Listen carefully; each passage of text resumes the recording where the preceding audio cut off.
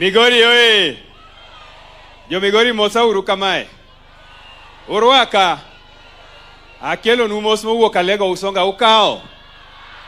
Your Excellency, the President of the Republic of Kenya, and all protocol observed, my leader, the Honorable Junet Sheikh Mohammed, the MP for Suna East, I bring you greetings from Siaya, and I want to say that I was invited to come to this function by my leader, the Honorable Junet Mohammed.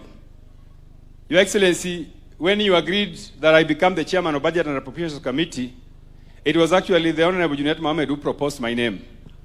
And you and Baba endorsed that I become the chairman of the most powerful committee in the National Assembly. Your Excellency, I want to take this opportunity to thank you for the honor and to say that, Your Excellency, you are the first president to give this community a second chance. As the chairman of the Budget and Appropriations Committee, I want to confirm to you that you have allowed us to appropriate resources to this community, the resources that is rightfully theirs, the rightful resources that they deserve. You have not told us to take resources from other communities. We are just giving our community what they rightfully deserve. Therefore, I want to thank you, Excellency, also that you are also the first president who has given this community the rightful positions that this community deserves in your government. These are things that we do not take for granted, Your Excellency, and we want to tell you that I know people are telling you that this community is lying to you. Luos do not lie. We are truthful people. We are honest. And we are going to support you as we do today. Your Excellency, I know there are many things that are happening in this country, and politicians today, people think that we are the enemies of this country. I want to tell Kenyans that we are not your enemies. They are enemies, your enemies elsewhere. In Siaya, for example, Your Excellency, development projects that are happening in Siaya are majorly your development projects. We don't have any other development project other than your development projects.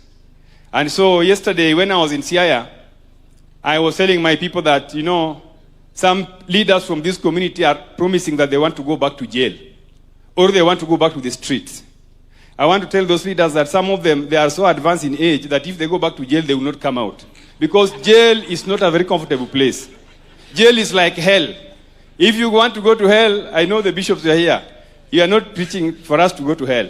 Hell and jail is the same. So I want to tell those leaders who are promising to go back to jail and street that you may not come out.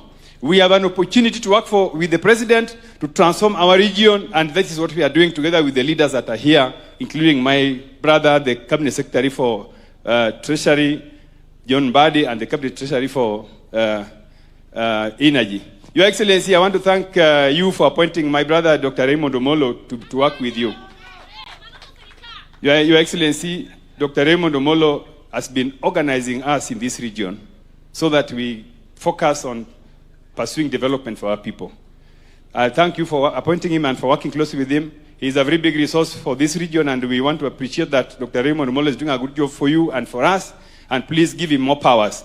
Thank you, Excellency, and God bless you. Now, naomba kwa sababu ya muda